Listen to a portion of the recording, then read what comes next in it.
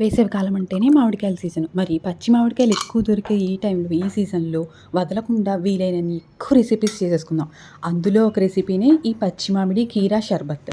ఒంటికి చలవనిచ్చే, అలాగే ఎంతో హెల్తీగా, తియ్యగా, పుల్లగా ఉండే ఈ షర్బత్‌ని మీరు కూడా వదలకుండా ట్రై చేసేయండి.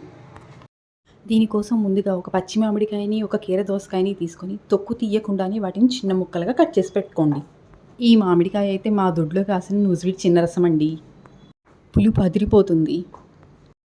ఇప్పుడు ఈ ముక్కలన్నిటినీ మిక్సీ జార్‌లోకి తీసుకొని, దానిలోకి ఒక చిన్న కప్‌లోకి పటికి బెల్లము, అలాగే వేయించిన జీలకర్ర పొడి, చిటికెడు సాల్టు, అలాగే ఒక గుప్పెడు పుదీనా ఆకులు కూడా వేసుకొని, తగినన్ని నీళ్లు పోసుకొని మెత్తగా మిక్సీ పట్టుకొని పెట్టుకోవాలి.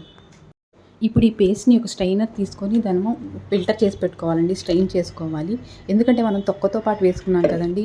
ఆ నలగని తొక్కు కానీ, పల్ప్ కానీ ఏదన్నా ఉంటే పైన ఆగిపోతుంది.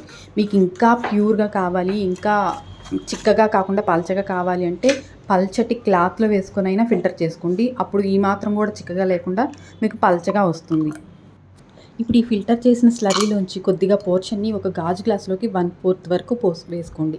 అలాగే దానిలోకి నానబెట్టుకున్న చియా సీడ్స్, అదే సబ్జా గింజల్ని కూడా ఒక స్పూన్ వేసుకొని, దానిలో 4, 5 ఐస్ క్యూబ్స్ వేసుకొని, సోడాని కూడా వేసుకొని, చల్లగా ఉన్న సోడాని కూడా వేసుకొని, ఒక నిమ్మ చెక్కను కూడా వేసుకొని, పైనుంచి పుదీనా ఆకులతో గార్నిష్ చేసుకోండి.